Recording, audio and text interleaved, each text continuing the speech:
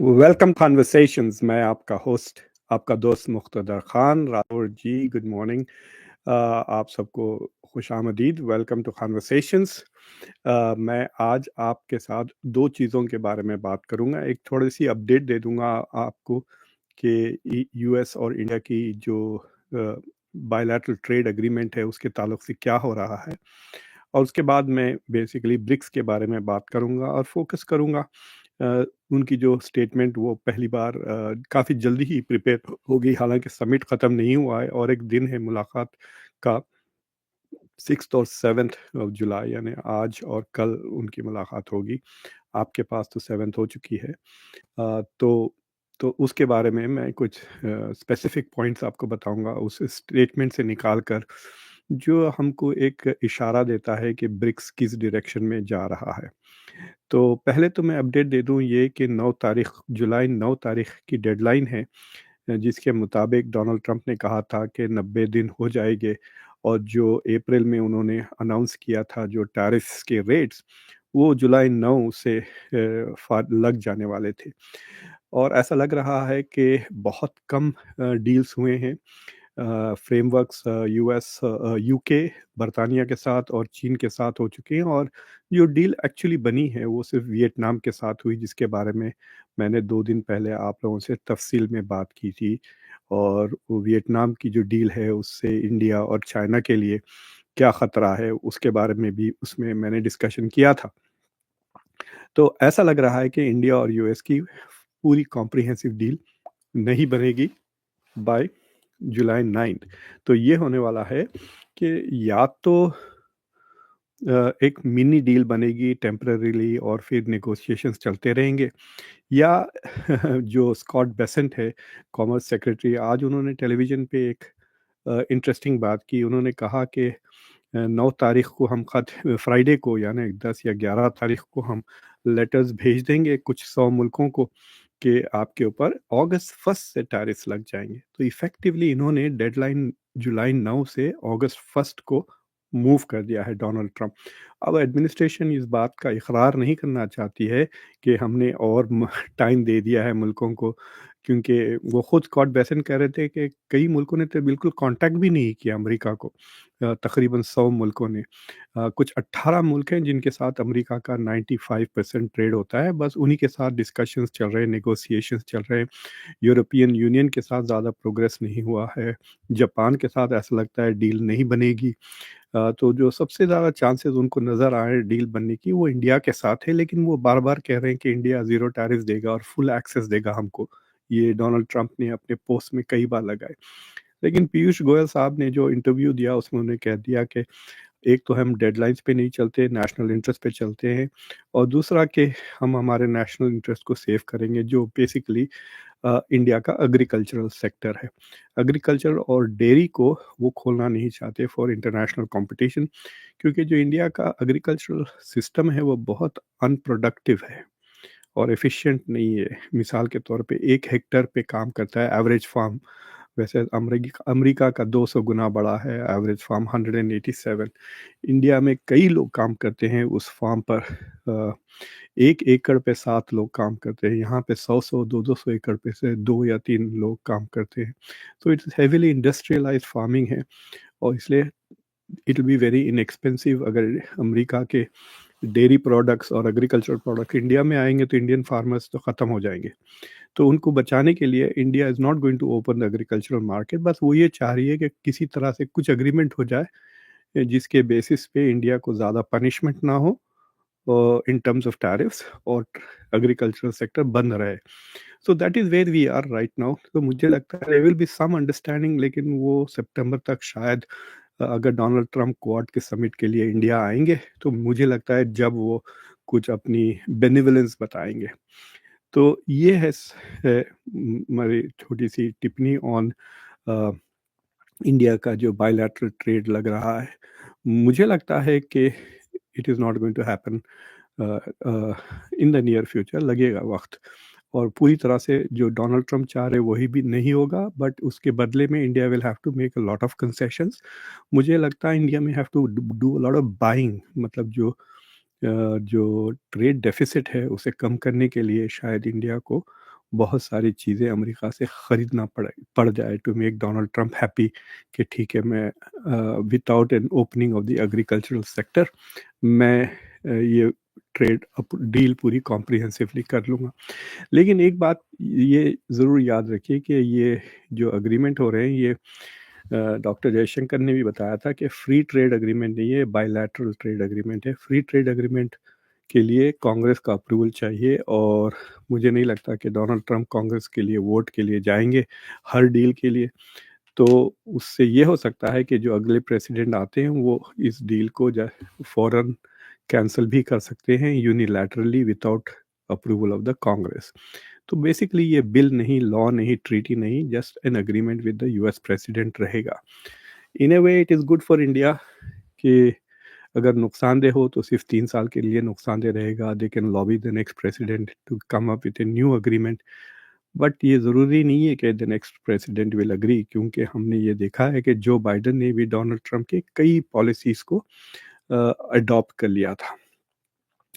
तो अब चलते हैं ब्रिक्स की तरफ। ब्रिक्स का समिट शुरू हुआ रियो दी जेनेरो में। ब्राज़ील प्रेसिडेंट है। अगले साल India will be the president of BRICS, तो ब्रिक्स की समिट इंडिया में होगी। ये बहुत अच्छा मौका था नरेंद्र मोदी को टू शाइन, क्योंकि ये पहली ऐसी ब्रिक्स की समिट है जिसमें शी जिनपिंग नहीं आए, और इस बार पुतिन भी नहीं आया। पुतिन नहीं आने की वजह इस आईसीसी का जो वारंट है उनके खिलाफ, इसलिए वो साउथ अफ्रीका भी नहीं जा सके और ब्राज़ील भी नहीं आ सकते, क्योंकि ये दोनों मुल्क are signatures for the international criminal court. By the way, जिसका वारंट इजराइल के प्राइम मिनिस्टर नेतन्याहू के खिलाफ भी है। अलबत्ता India is not part of it, तो मुझे लगता है अगर अगले साल इंडिया में समिट होता है तो पुतिन अगर जिंदा है और जब स्टिल प्रेसिडेंट ऑफ रशिया, तो शायद वो ज़रूर आएंगे, बिकॉज इंडिया में अरेस्ट करने की ज़रूरत नहीं पड़ेगी उनको। बट जो शी जिनपिंग जो नहीं आए, that has weaken the BRICS summit.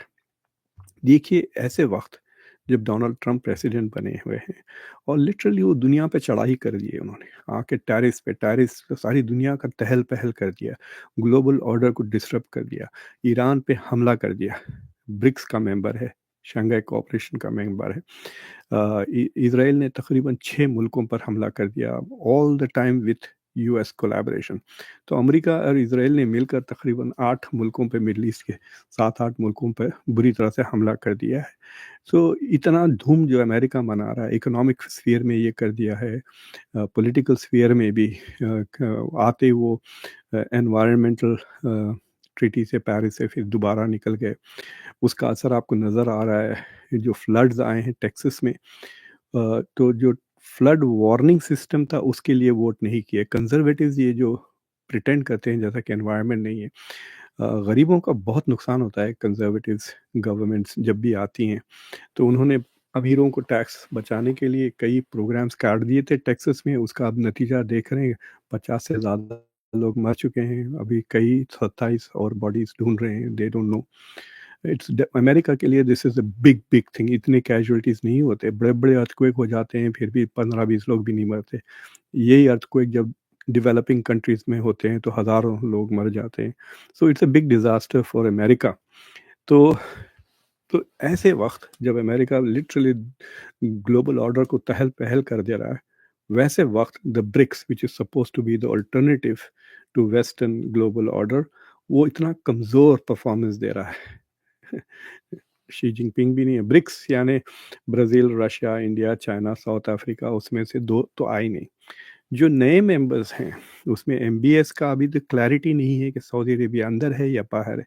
BRICS की आप ऑफिशियल वेबसाइट्स पे जाएं तो सऊदी अरेबिया का नाम होता है, सऊदी अरेबिया के वेबसाइट पे जाएं तो ब्रिक्स का तरफ ये लिखा हुआ था कि अभी कंफर्म नहीं किया। उनको इनविटेशन आया है to become a member, they have neither rejected it nor accepted it. और जो मेंबर्स बने हैं, मिसाल के तौर पे इजिप्ट पिछले साल, उनके लीडर भी नहीं आए। तो all the heads of states वहाँ पर नहीं पहुँचे। There were other heads of state वहाँ पहुँचे। मिसाल के तौर पे अनवर इब्राहिम आए हुए थे जो मलेशिया के। तो Malaysia is not a full partner अभी, वो स्ट्रेटेजिक पार्टनर है, डायलॉग पार्टनर है ब्रिक्स का, लेकिन फुल टाइम मेंबर नहीं है। बेलारूस है, वो भी ट्राई कर रहा है बनने के लिए, लेकिन जो अभी नया मेंबर बना है वो इंडोनेशिया बना है। तो पूरे मतलब है 10 मेंबर, उसमें भी 4 मेजर कंट्रीज़ के लीडर्स वहाँ पर मौजूद नहीं थे। पर ईरान भी मेंबर है, ईरान के भी प्रेसिडेंट आना चाह रहे थे, उन्होंने नहीं आया। उन्होंने अपने फॉरेन मिनिस्टर अब्बास अरागची को भेज दिया। तो आधे मेंबर्स के लीडर आए नहीं। अब ये कंपेयर करें आप G7 के साथ, पूरे सब थे वहाँ पर। डोनाल्ड ट्रम्प भी एक दिन थे वहाँ पर। He was there for the main discussions. पूरे जो मेन जो डिस्कशन होने वाले थे G7 के, उसमें वो मौजूद थे। अभी जो मीटिंग हुई नेटो की समिट, उसमें भी डोनाल्ड ट्रम्प थे वहाँ पर नेदरलैंड्स में। सो जो वेस्ट के जब आप देखते हैं इस तरह के मीटिंग्स होते हैं, नेटो ले लें या G7 ले लें, तो सब के सब लीडर्स सारे वहाँ मौजूद होते हैं।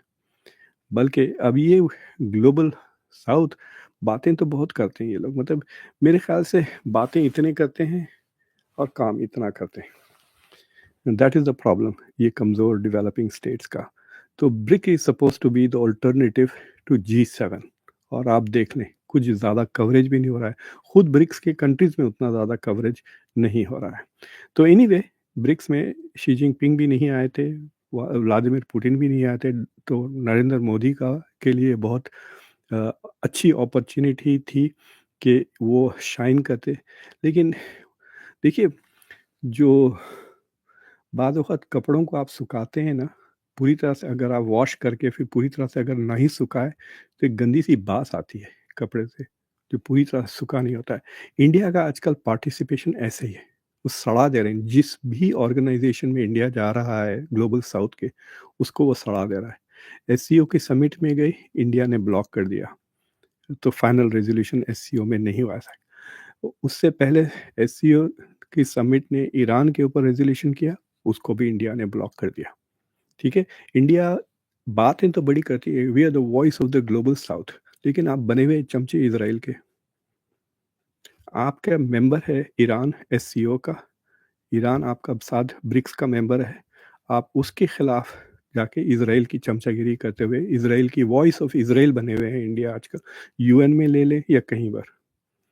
So India is ruining this, and more countries are going to recognize कि भाई इनको लाने के बजाय उल्टा बेबी नेतन्याहू को ही बुला ले, मोदी को क्यों बुलाए? क्योंकि आवाज़ वहाँ से आती है, निकलती इनके मुँह से। यूएन में जाते हैं तो ये ग्लोबल साउथ का आप देख लें, ग्लोबल साउथ का वोटिंग पैटर्न देख लें और इंडिया का वोटिंग पैटर्न देख लें, बिल्कुल इज़राइल की तरह है on all security issues, identical to Israel. जैसा इज़राइल वोट करता है वैसा इंडिया वोट करता है। तो फिर आप वॉइस ऑफ किसके हैं? इतना बड़ा चांस था ब्रिक्स में टू शाइन, अपनी ग्लोबल लीडरशिप बताते विश्व गुरु, कुछ भी नहीं, सबसे ज़्यादा वीक।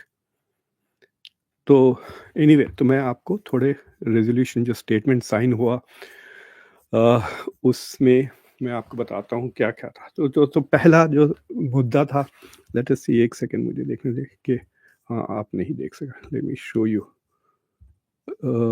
ये देखें, तो ये द फर्स्ट आइटम था नंबर 13, जो मतलब 31 कुछ इस तरह के पेजेस वगैरह थे ब्रिक्स के। तो मैं आपको ये बता देता हूँ जो इम्पोर्टेंट मैं समझता हूँ, वो और आप लोग जाके पूरा पढ़ सकते हैं। But these are the things that are important and I want to talk to you about it. तो पहला है कि इन्होंने टैरिफ्स की कंडेमनेशन की। ये ऑब्वियसली चाइना की तरफ से काफ़ी दबाव था कि अमेरिका का कंडेमनेशन। तो जो पार्ट मैंने हाईलाइट किया उसमें देखिए, we voice serious concerns about the rise of unilateral tariff and non tariff measures which distort trade and are inconsistent with WTO rules. तो कह रहे हैं यूनिलैटरल ट्रेड, यानी डोनाल्ड ट्रंप अपनी तरफ से लगा रहे हैं, अमेरिका खुद, it is not a multilateral, किसी से कंसल्ट नहीं कर रहे हैं, किसी इदारे के साथ नहीं जा रहे हैं यूएन की तरह या WTO की तरह, इनफैक्ट WTO के नियमों के खिलाफ जा रहे हैं। तो डोनाल्ड ट्रंप ने जो इमरजेंसी डिक्लेयर की ना, उसका मकसद ही ये था कि अमेरिका के लॉज और इंटरनेशनल लॉ और WTO रूल्स के खिलाफ जा रहे थे। वो जानते हैं कि इन सब के खिलाफ मैं जा रहा हूँ, इसलिए वो उन्होंने कह दिया कि भाई इमरजेंसी में ये अलाउड है। तो इसलिए उन्होंने एक इकोनॉमिक इमरजेंसी डिक्लेयर कर दी है अमेरिका में, उसके बाद ये सारी चीज़ें शुरू की। In this context, we reiterate our support for the rule-based, open, transparent, fair, inclusive, equitable, non-discriminatory, consensus-based multilateral system with the WTO. तो वो कह रहे हैं कि भाई WTO के नियम्स को अप्लाई करें और at its core with special and differential treatment for its developing members. तो यहाँ पर ब्रिक्स के मुल्क कह रहे हैं कि हमको WTO के रूल्स चाहिए, जो WTO के नियम हैं, रूल्स हैं, मेजर्स हैं, इंक्लूसिव हैं, वो फेयर हैं, उनके साथ हम जाना चाहते हैं। हम बिल्कुल ये जो यूनिलैटरल है, यानी अकेले से जो डोनाल्ड ट्रंप, नाम नहीं लिया, अमेरिका का भी नाम ही नहीं है इसमें, बट सब जानते हैं किसके बारे में है ये इशारा।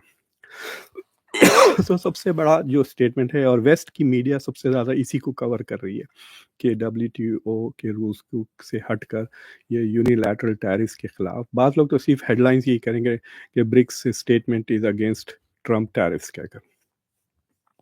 तो दूसरा मुद्दा था वो रिफॉर्म का था। तो ये रिफॉर्म के बारे में भी नरेंद्र मोदी ने अपनी तकरीर में बात की।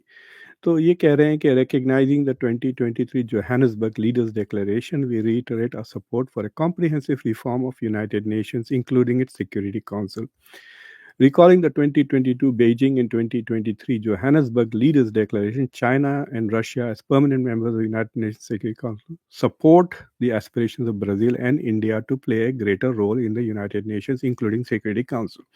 तो बस इन्होंने इतना कहा कि रशिया और चाइना दोनों सपोर्ट करते हैं कि ब्राज़ील और इंडिया का जो रोल है सिक्योरिटी काउंसिल में भी बढ़ जाए और यूएन में भी बढ़ जाए।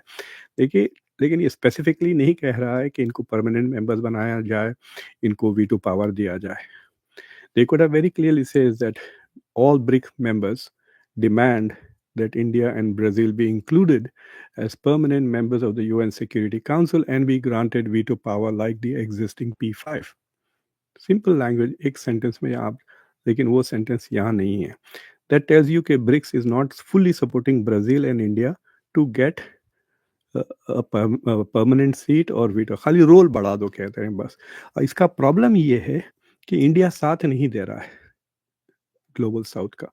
तो ग्लोबल साउथ से कह रही है कि हम तुमको बड़ा वहाँ भेजेंगे तो वहाँ जाके आप इजराइल की चमचागिरी करेंगे, इजराइल के वो माउथ पीस बन जाएंगे आप।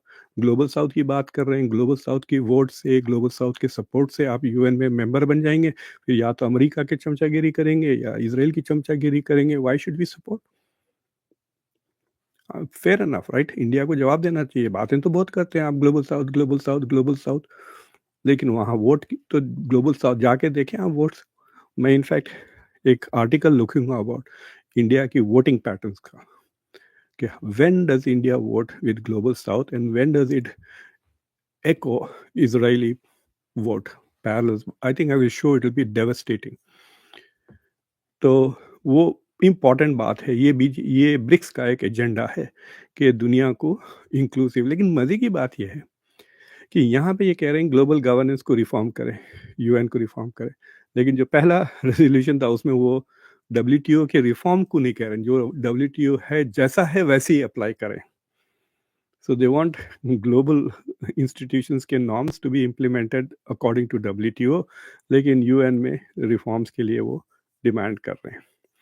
ओके, और फिर जो तीसरा मुद्दा था ये पहलगाम का, तो इसके लिए इंडिया को बहुत लॉबी करना पड़ा और इसके वजह से they had to make a lot of concessions on Palestine and Gaza. अगर India was trying to block कि इसराइल का कॉन्डेमिनेशन ना हो, गाजा का ज़्यादा जिक्र ना हो, बस एक छोटा सा सेंटेंस, तो फिर ये ब्रिक्स ने कहा ठीक है, फिर हम पहलगाम की बात ही नहीं करते। So other countries were not supporting India, खासतौर से रशिया और चाइना वगैरह। तो then India had to agree, मैं बताऊंगा, टू फॉर पैलेस्टाइन और गाजा। जो इंडिया ने वोट की है, बहुत डांट पड़ने वाली है नेतन्याहू से, मोदी को देखना अब। सो एनीवे, तो ये पहलगाम का रेजोल्यूशन है, but it does not mention Pakistan at all, and I show you why इसमें पाकिस्तान का जिक्र क्यों नहीं है। We express strong condemnation of any acts of terrorism as criminal and unjustifiable, regardless of their motivation, whenever and by whomsoever. We condemn in the strongest terms the terrorist attack in Jammu and Kashmir on 22nd April, during which 26 people were killed and many more were injured. We reaffirm our commitment to combating terrorism in all its forms and manifestations, वगैरह वगैरह. We reiterate that terrorism should not be associated with any religion. तो you can't say क्या Islamic terrorism ये वो नहीं बोल सकते आप. या nationality ये भी नहीं लिख सकते. Jewish terrorism नहीं कह सकते. Palestinian terrorism नहीं कह सकते. Civilization और ethnic group के खिलाफ आप नहीं बोल सकते. बस टेररिस्ट को टेररिस्ट ही कहें. And that all those involved in terrorist activities and their support must be held accountable and brought to justice. We urge to ensure zero tolerance for terrorism. तो ये जो जीरो टॉलरेंस फॉर टेररिज्म है, ये India का सबसे बड़ा achievement है इस statement to get that line in. और उससे ऊपर यहाँ देख सकते हैं आप cross border terrorism in all forms and manifestation including the cross border. तो ये लफ्स क्रॉस बॉर्डर टेररिज्म लाने के लिए और जीरो टॉलरेंस के लिए India had to make lots of concessions. उसके बाद तो जेनरिक टर्म है, we emphasize primary responsibilities of states in combating terrorism. ये सब बॉयलर प्लेट स्टेटमेंट्स कहते हैं. ये हर रिपीट होते जाते हैं ऑटोमेटिकली. सो जो की है ये दो चीज़ें ऐड की. ये इंडिया की नई पॉलिसी है और नरेंद्र मोदी ने अपनी तकरीर में भी ये बातें की और क्वाड के समिट में डॉक्टर जयशंकर ने भी ये दोनों चीज़ें कही थी. अब इसके बाद जो इंटरेस्टिंग चीज़ हुई है ये है वी कंडेम. आप देखें आप ये we condemn the military strikes against Islamic Republic of Iran. By whom? जिक्र ही नहीं है इजराइल या अमेरिका का. ये दोनों ने हमले किए ईरान के ऊपर. There is no condemnation. ये इंडिया ने ब्लॉक किया. So India does not condemn Israel for attacking Iran. India does not condemn the US for attacking. मुझे लगता है यूएस के लिए ब्राज़ील भी शायद ब्लॉक कर रहा था इजराइल. तो ब्राज़ील और इंडिया ने मिलकर यूएस का नाम बाहर रखा, इंडिया ने इजराइल का नाम बाहर रखा. लूला ने तो अपनी स्पीच में ऐसा झाड़ा इजराइल को, जेनोसाइड इन गाजा लफ्ज साफ तरीके से. इंडिया की तो रूह कांप जाती है इस तरह के लफ्ज यूज करने के लिए इजराइल के खिलाफ. बट लूला ने बहुत क्लियरली कह दिया कि we condemn the genocide of Palestinian in Gaza. आप 25 मारे गए पहलगाम में, उसकी कंडेमनेशन के लिए इतना तड़प रहे. वहाँ तो 60,000 से ज़्यादा मारे गए ना, इसमें से 40,000 तो औरतें और बच्चे हैं. इससे बड़ा टेररिज्म क्या हुआ है पिछले 10-15 साल में? If you condemn terrorism in all it's forms then you should also condemn terrorism by states like Israel. तो यहाँ पे दोगलापन आ जाता है. They don't do that. तो यहाँ पे एक वीक पोजीशन है. तो ऑब्वियसली ईरान अपना प्रेसिडेंट क्यों भेजेगा ऐसे ऑर्गेनाइजेशन को जो जिसका वो मेंबर है और उसके मेंबर्स उसका साथ नहीं दे रहे. सोचिए आप. But that is not the end of it. उसके बाद एक और एक रेजोल्यूशन ये देखिए आप, दे दनादन पूरे के पूरे फ़लस्तीन पे है. We reiterate our grave concern about the situation in the occupied Palestinian territory with the resumption of combined Israeli attacks against Gaza and destruction. तो यहाँ पे इसराइल का नाम आ गया और ये सारा का सारा India had to agree in order to get those two words in, cross border terrorism और जीरो टॉलरेंस. तो अब ये चार कितना है देखिए आप पैराग्राफ फ़लस्तीन का ऊपर 1 2 3 4. तो ये स्टेटमेंट आया है. We will see what happens. लेकिन जो सबसे कमज़ोर चीज़ हुई है ब्रिक्स के लिए कि पुतिन नहीं आए और शी जिनपिंग नहीं आए. ये दुनिया के दो मोस्ट पावरफुल कंट्रीज है other than US. But it was a good chance for India to shine. India ने शाइन करने का मौका नहीं दिया. वही मोदी वही बेकार बातें वो करके आ गए हैं जो नॉर्मली करते हैं.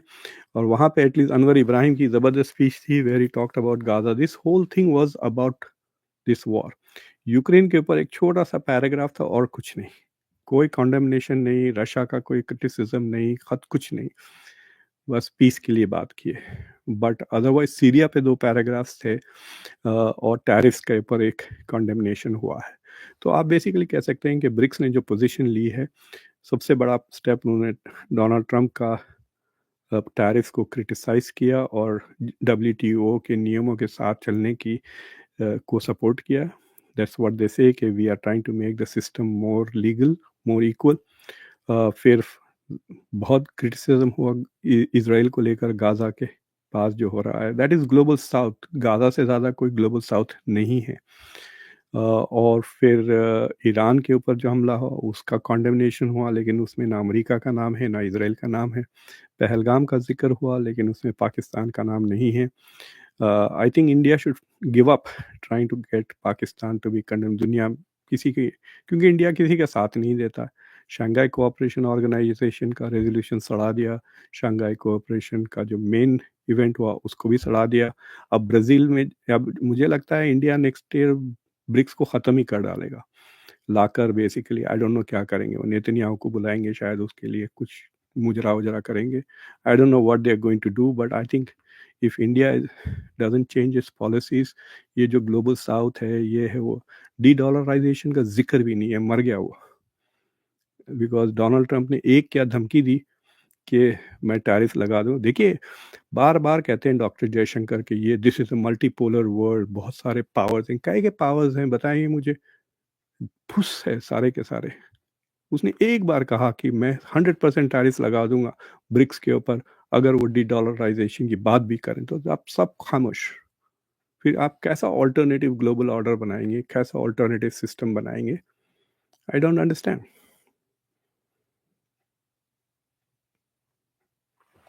सो दैट इज द कमेंट्री मैं करना चाह रहा था। अब मैं आपके सवाल जवाब पढ़ूंगा, कमेंट्स करूंगा। Nishan Marwan, thank you very much for your super chat. तो पहला सवाल मैं आप ही का लेता हूँ। How significant is it for Modi to have address foreign parliaments and got more civilian honours from various countries? How does this achieve compare to previous?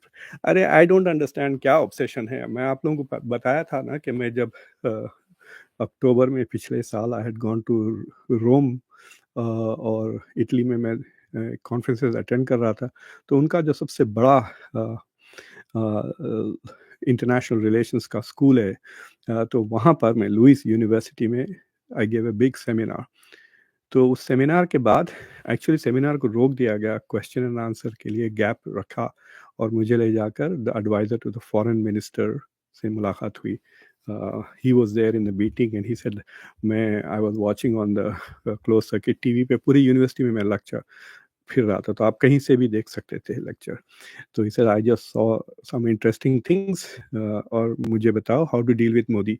तो मैंने साफ कह दिया उनको, भाई मोदी को कुछ अवार्ड दे दें, कुछ भी अवार्ड दे दें, उठा ले, ये ले ले, ये कंघी ले लें, इस पे कह दिए इटालियन ब्रॉन्ज मेडल कह के उनके गले में डाल दें, ऐसा खुश हो जाएंगे। ANI ये सारे के सारे टीवी पे दिन रात यही चलते रहेगा कि Modi got an award from you. Doesn't matter award हो ना हो, कुछ भी तांबा चिब्बर दे दे, और फिर उसके बाद चीज़ें महंगे बेच दें इंडिया को, डबल ट्रिपल कीमत पे रॉकेट्स भेज दें, सबमरीन भेज दें। देखना Modi will buy that to get that award.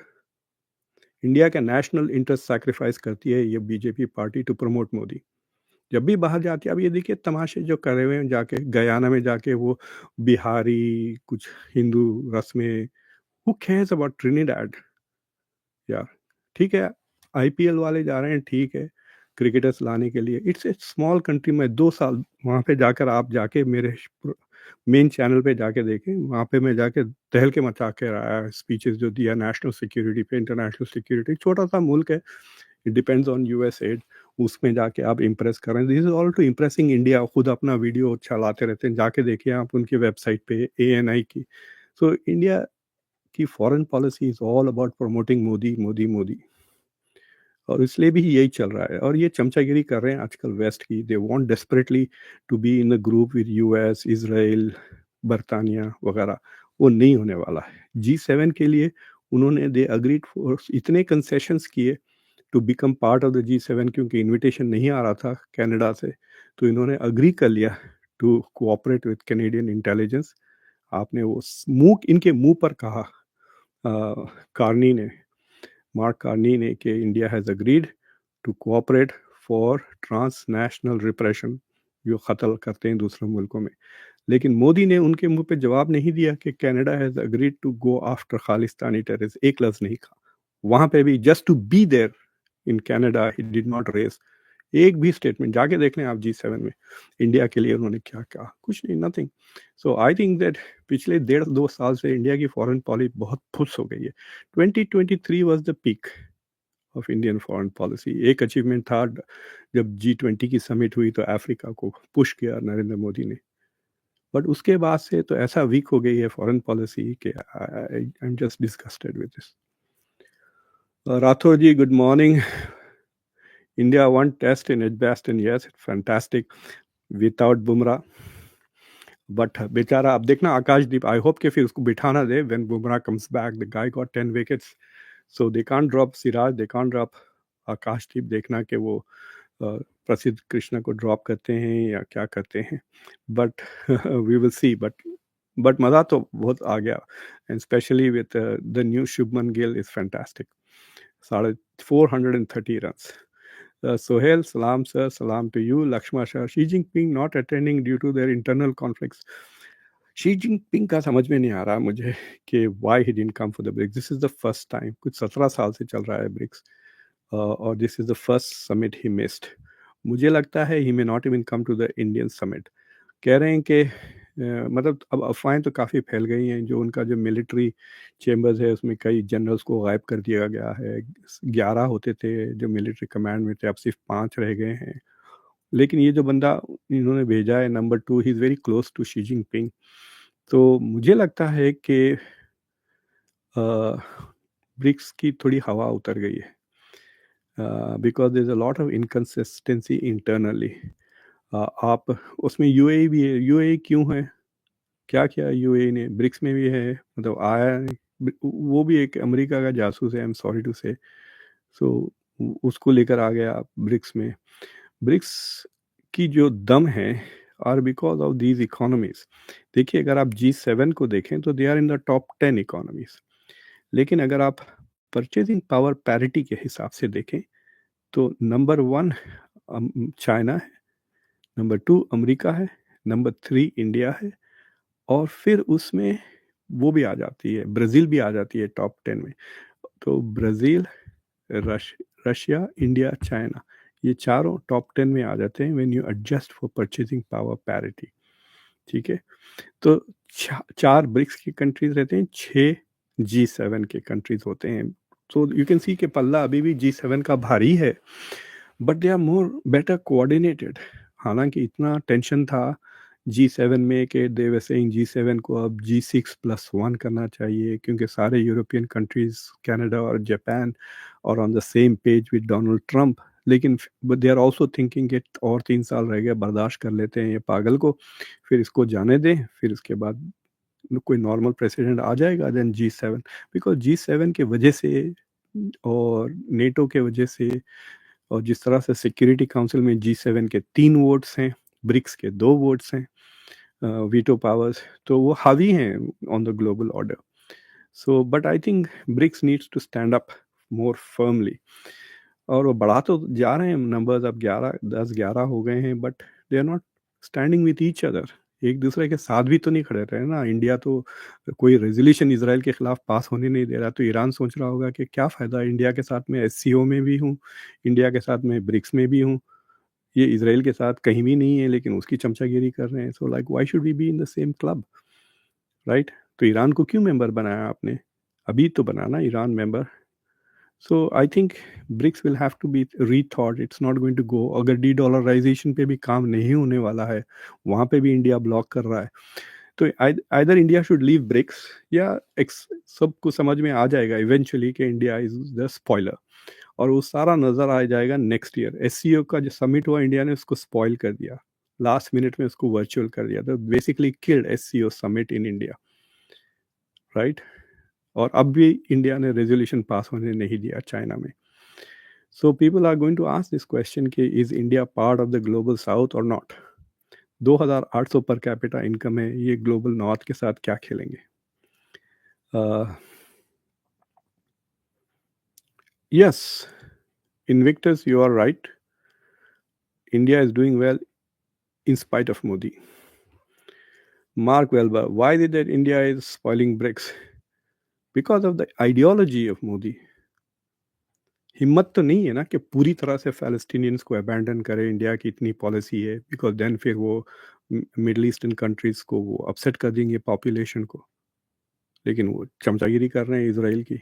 For what? Israel ने क्या सपोर्ट दिया इंडिया को ऑपरेशन सिंदूर के वक़्त? देख लिया आपने the last war that India fought? नहीं। गलवान में कुछ सपोर्ट आया? नहीं। It was the US which supported India in Arunachal Pradesh, live real time intelligence दिया। अभी जो इंडिया के सारे फौजी जो गलवान में परेड करते हैं वो अमेरिका के दिए हुए कपड़े हैं, winter uniforms. So there is some support coming from the US but not from Israel. But ठीक है, कारगिल में सपोर्ट किया था बट वो पिछले सेंचुरी थी, ये 21st सेंचुरी है, वो 20th सेंचुरी की सपोर्ट थी। कारगिल वॉज इन 1999 90s में था। Anyway, so it is because of the Hindutva agenda. They think that Hindus and Jews are all against Muslims, so we have to be together. Sir, do you think that if West become weak economically, then there will be peace in Muslim life? Not really. Muslim countries can unite, they can prosper, but they don't because उनकी leadership is undemocratic. जब तक बादशाह dictators रहेंगे वो अपनी ही मर्जी चलाते रहेंगे. Public interest should be more important than the interest of the ruler, than the interest of a tribe, than the interest of one party or one person. वो जहाँ भी इंडिविजुअल इंटरेस्ट को के नीचे नेशनल, जैसे अब डोनाल्ड ट्रंप की भी personal interest are beginning to dominate. It is very difficult to explain US foreign policy Pakistan की तरफ विदाउट टेकिंग इनटू अकाउंट कि ट्रंप की family is involved with the crypto currency and Pakistanis. अगर वो निकाल दें तो it is very difficult to say कि भाई सडनली पाकिस्तान पे इतने मेहरबान क्यों हो रहा है America, because Pakistan is not doing anything for America. So that is why I think के and the west is not becoming weak. यार कौन कह रहा है वेस्ट वीक बन रहा है? अभी भी US is 30% of the global GDP के करीब है. 30%. इंडिया से 10 गुना बड़ा है अमेरिका इकोनॉमी वाइज. इंडिया का जो डिफेंस बजट है वो $75 बिलियन है. यूएस का डिफेंस बजट $1 ट्रिलियन है. इंडिया से 12 गुना ज़्यादा डिफेंस बजट है. Where is the comparison? कुछ भी नहीं. इंडिया चाइना को मिला लें आप, इंडिया चाइना की GDP is 23, US is $30 trillion. India China का डिफेंस बजट पूरा मिला ले तो $325 बिलियन होता. It is 1/3 of the US. और उसके बाद हिम्मत भी तो नहीं है ना. They can not assert themselves. Iran पे हमला हुआ, क्या चाइना मदद के लिए आया? नहीं. क्या रशिया आया मदद के लिए? नहीं. सिर्फ बोलते रहे थोड़ा बहुत, दैट्स इट. वो भी अग्रेसिव नहीं. अलबत्ता इजराइल पे हमला हुआ, इमीडिएटली आ गया, अमेरिका आ गया डिफेंस के लिए, बरतानिया आ गया, बरतानिया के जहाज आ गए, प्लेन्स आ गए टू डिफेंड. हथियार नॉन स्टॉप सप्लाई हो रहा है from Canada, from Germany, from UK, from US to Israel. उसको कहते हैं support. That is real support. That is the voice of the north. India ने क्या भेजा है फलस्तीनियों को बचाने के लिए? एक भी फौजी भेजा उनकी जान बचाने के लिए? नहीं. वोट उनके खिलाफ डाला है यूएन में. तो काहे की unity in the south? Nothing. क्या सऊदीज ने क्या किया? कुछ नहीं किया. इब्राहिमिक अकॉर्ड्स के मेंबर नहीं बने. यही मेहरबानी है उनकी कि आप इसराइल के चमचे नहीं बन गए ऑफिशियली एंडोर्स करके. That is the achievement. So Muslim countries are not going to achieve anything until they become united and they have leadership which are accountable to the public. वहाँ पे ट्वीट करें, बंद कर देते हैं आपको.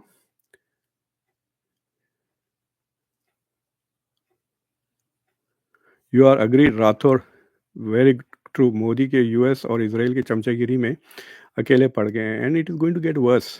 देखना, क्योंकि ये डरे हुए हैं, ये बहुत डरे हुए हैं. इनकी हवा टाइट हो जाएगी ऑलरेडी. आप मैं बताता हूँ हवा टाइट की एक चीज़ आपको. Give me 1 second. थोड़ी हंसी भी आ रही क्योंकि मैं ये चीज़ें मैंने इसलिए रोक के रखे हैं कि I want to show this in my class कि हवा टाइट कैसा होती है. अमेरिका के एक छींक मारा तो इनको बुखार चढ़ जाता है. आई विल शो यू. ये देखिए आप, ये इंडिया टुडे का ये इंडिया टुडे आप जो देख रहे हैं, ये इंडिया टुडे ग्लोबल का प्रोग्राम था आज. Why is the US dropping Indo Pacific? इसलिए मुझे इतनी हंसी आ रही है ये बिकॉज जो पीट हेक्सिथ ने एक ट्वीट किया है, तो मैं आपको वो बताता हूँ। उसके बेसिस पे ये इतने घबरा के बाकायदा शोज़ शुरू हो गए इंडिया में। और वो जो है so I will show you in 1 second. Sorry give me 1 second here because I was not prepared to show this. तो मुझे वो एक्स पे जाके पीट हेक्सिट का ट्वीट निकालना पड़ेगा। तो मैं आपको बताऊँगा उसने क्या ट्वीट किया। और उसने ट्वीट किया आफ्टर मीटिंग जयशंकर, ठीक है? जयशंकर से मुलाकात होते ही उसने ये ट्वीट किया पीट हेक्सिट ने, और उससे इनकी घबराहट शुरू हो गई। And I will show you. हाँ, सो गुड, अब आई फाउंड इट। तो मैं ये इसको निकालता हूँ और okay, let me go here,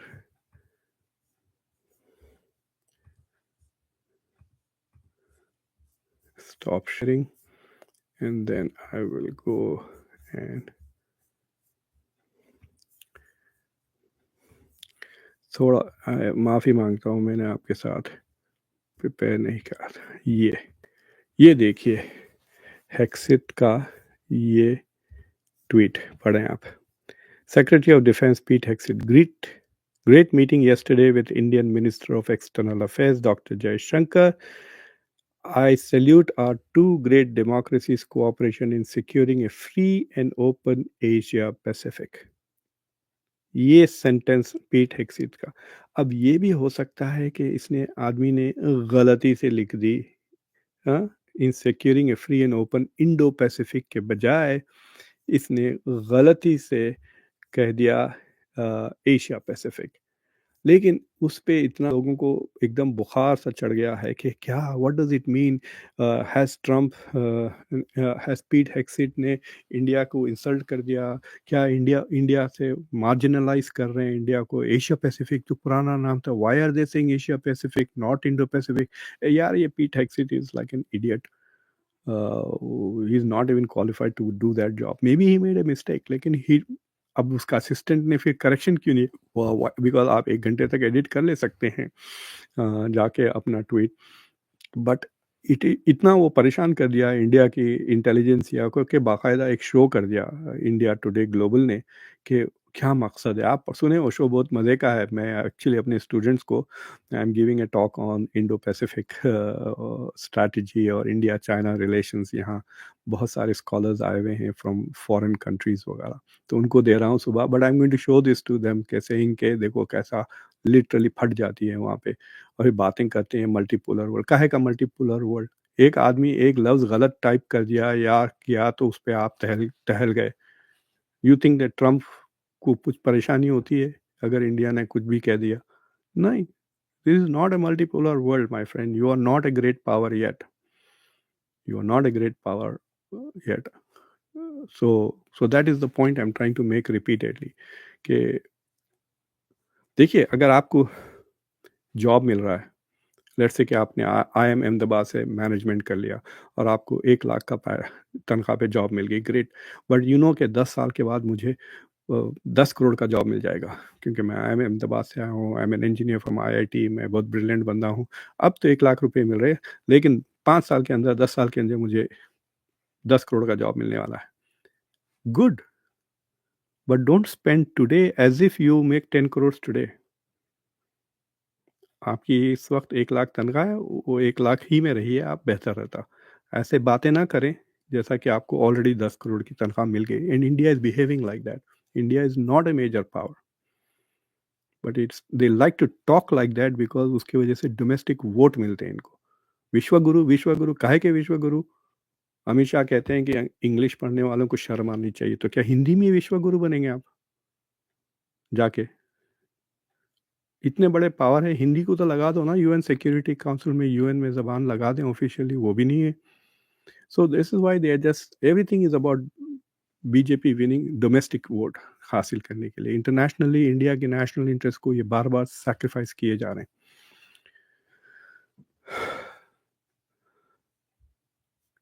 Kapil Kamle, yes, America के ऊपर तो कब्जा है ना, इजरायली लॉबी है अमेरिका में, इंडिया में तो नहीं है ना इजरायली लॉबी। $100 मिलियन दिया मरियम एडल्सन ने डोनाल्ड ट्रंप को इलेक्शन जीतने के लिए। यहाँ पे कितने जूइश बिलियनर्स है, बहुत पैसे दिए उन्होंने। क्या मोदी को भी दे रहे हैं ये लोग पैसे? क्या मोदी खा रहे हैं पैसे इजरायली बिलियनर से जो इसराइल की चमचागिरी कर रहे हैं? We know why Donald Trump is चमचा। मिरियम एडल्सन को सब्स्टिट्यूट कर रहे हैं, शेल्डन एडल्सन की बीवी है।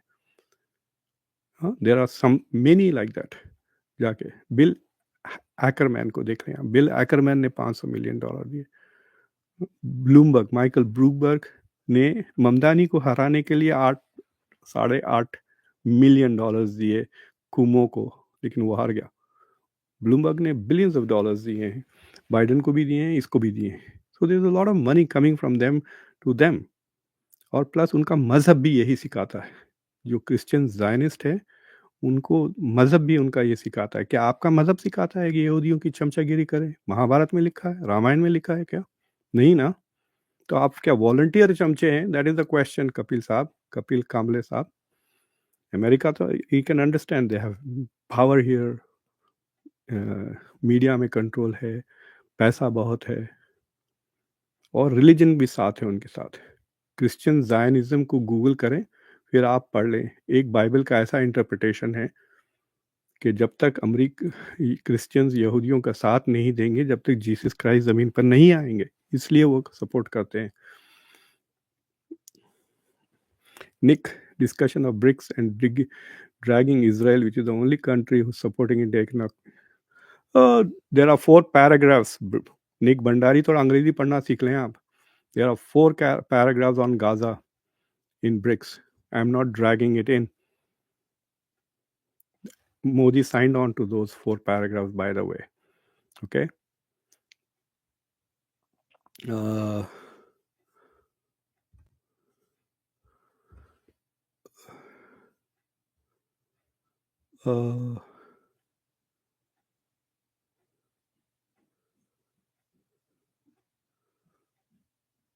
मनीष धवन, आपकी लॉजिक मुझे समझ में नहीं आया। I didn't say it is okay. Manish Devan, I am saying कि इंडिया की डिप्लोमेसी की फेलियर है कि पाकिस्तान का कोई नाम नहीं ले रहा है। इसराइल का तो नाम ले लिया ना, मैंने दिखा दिया आपको ब्रिक्स में।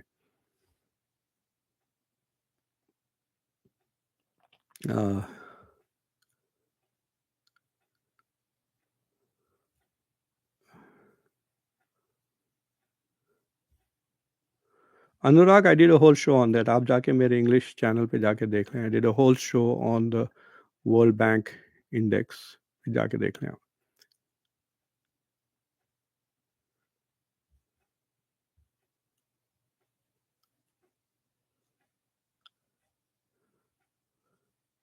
एनीवे, तो अब मुझे लगता है कि सारे सवाल जवाब ख़त्म हो गए हैं। Thank you very much for watching. और इतनी यहाँ पे तो काफ़ी रात हो चुकी है, so it's time for me to go to sleep. मैं फिर आपसे कल नहीं, परसों सुबह मेरा बहुत बड़ा लेक्चर है जिसमें मैं I will be talking to scholars from all over the world, जो फॉरेन पॉलिसी के स्कॉलर्स हैं, और उसमें काफ़ी मैं नरेंद्र मोदी का थोड़ा मजाक उड़ाऊंगा कि भाई जाके ब्रिक्स में ये एक चांस था टू शाइन, इन्होंने कुछ भी नहीं किया। He fail to take the chance. फिर ये ग्लोबल वॉइस कहते रहते हैं, जाके गाना में फोटोग्राफ्स लेते हैं, और फिर ट्रिनिडाड में जाके that's all he does.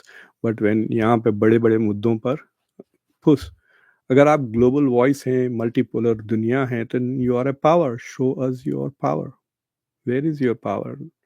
Nothing, none of this. Not सिर्फ इंडिया को छोड़ दें, आप चाइना ने क्या कर लिया? ईरान को मार मार के तबाह कर दिया यूएस और इसराइल ने मिलकर। इन्होंने क्या कर लिया? ईरान ग्लोबल ऑर्डर चेंज करेंगे, ये करेंगे, वो करेंगे, कुछ नहीं। चाइना बस तेल खरीदता है, फ़ायदा उठाता है ईरान का डिस्काउंटेड प्राइसेस पर। So that's it, that's the only support they give. Resolution तक नहीं पास कर सके। ईरान के ऊपर जो कमेंट था उसमें ना तो यूएस का कंडेमनेशन था, ना इसराइल का कंडेमनेशन था। मैं या अमेरिका में बैठ के लोग ज़्यादा क्रिटिसाइज करते हैं इसराइल का। ममदानी रनिंग फॉर मेयर, उसमें ज़्यादा दम है। जो इसराइल के साफ साफ कह दिया नेतन्याहू अगर आया न्यूयॉर्क तो मैं उसको अरेस्ट करके हवाले कर दूंगा। हाँ, उसको कहते हैं ऑटोनॉमी। मल्टीपोलर वर्ल्ड न्यूयॉर्क में है, ब्रिक्स में नहीं है। सो दैट इज, वो तो डर के मारे आए ही नहीं, इजिप्ट के president CC. So why did he join BRICS if he didn't want to come to the BRICS summit? Anwar Ibrahim, he gave a very good speech. जाके देखें आप अनवर इब्राहिम की स्पीच, और लूला की speech was terrific. Lula deserves to be the leader of the global south, जिस तरह से उसने बात की. बट शी जिनपिंग नहीं आए, पुतिन रिमोट से आ रहे हैं. Anyway, take care everybody, thank you for watching. Until next time, मैं आपका होस्ट, आपका दोस्त मुख्तदर खान. Take care.